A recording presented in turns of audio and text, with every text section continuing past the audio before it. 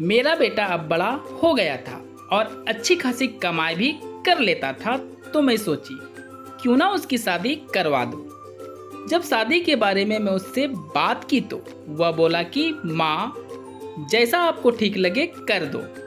मैं पास के गांव लड़की देखने गई और लड़की मुझे पसंद भी आ गई। मैंने अपने बेटे राजेश से कहा कि तू भी एक बार लड़की को देख ले, पर उसने कहा कि आपने तो देख ही लिया है और आप मेरी माँ हो, दुश्मन नहीं कि ऐसी वैसी लड़की से आप मेरा शादी करवा दो। जब बेटा का जवाब सुनी तो शादी करवा दी।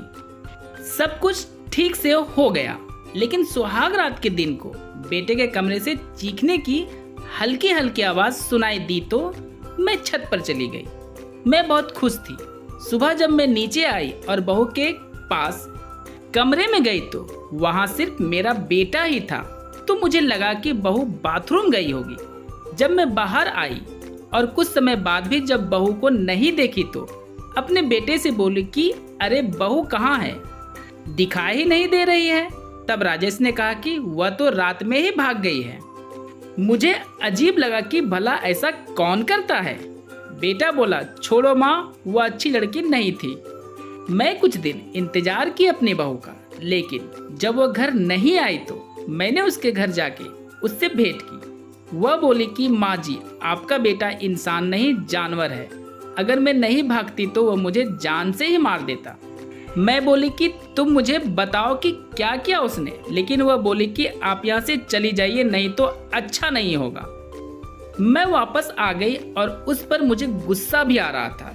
कुछ ही दिनों में मैंने अपने बेटे की दूसरी शादी करवा दी। सुहाग रात के समय फिर से बेटे के कमरे से चीखने की आवाज सुनाई देने लगी, तो मैं सोची कि बेटे से पूछूं कि क्या है, लेकिन मुझे ये सही नहीं लगा।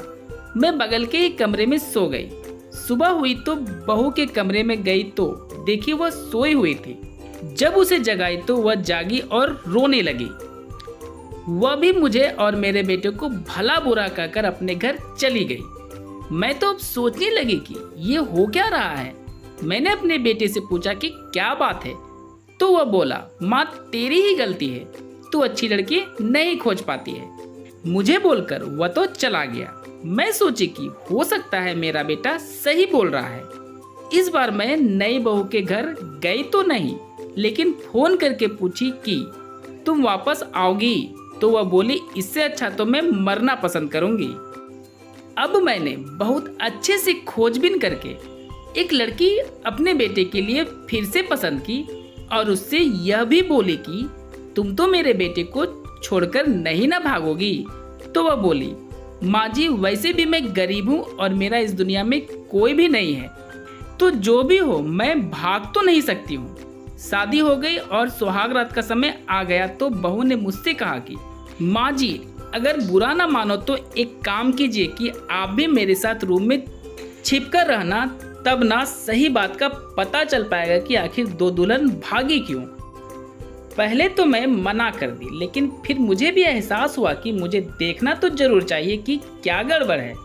मैं रात को बहू को लेकर रूम में गई और फिर कमरे में ही छुप गई। मेरा बेटा आया और बहू की घूंघट उठाया, फिर हंसने लगा और बोला कि तुम सब लड़की एक जैसी ही हो, प्यार किसी और से करती हो और शादी किसी और से ही करती हो। इतना कहकर वह बहू के मुंह में कपड़ा ठूंस दिया और उसके हाथ पैर बांध दिया।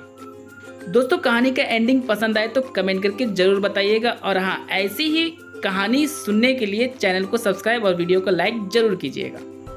फिर वह लड़की के साथ जानवर जैसा बर्ताव करने लगा, जिससे बहू के मुंह से चीख निकलने लगी। जब मुझसे यह सब देखा नहीं गया तो मैं बाहर आई और बेटे से बोली कि तू ये क्या कर रहा है।